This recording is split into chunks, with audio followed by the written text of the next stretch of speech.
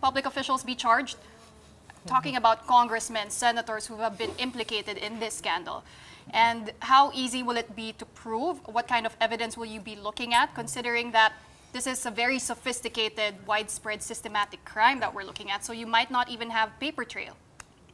Again, the thrust of the department is that it's going to be justice without apology. Okay, there will be no sacred cows. That's the motto we echo. That's what the ombudsman, well, now Ombudsman Boying Remulla said when he was Secretary of Justice. So it goes far. It does not. It will not limit the investigation or the charges just against DPWH officials or engineers, local elected officials, congressmen. We will look into that as well. So we will go where the evidence leads us. But they have, recently also increased that quantum of evidence requirement. I'm not sure I'm saying it properly in like a lawyer terms, but it has to be, it's not anymore like, it has to be reasonable certainty of conviction, right? It's right. Another level. So how much harder would it be?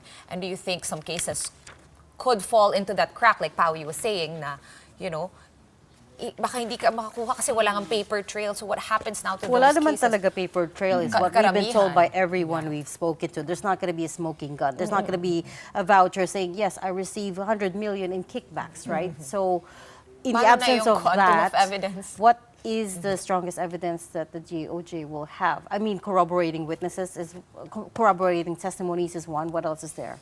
Okay, so the difficult part here is that we cannot really say what the evidence is currently.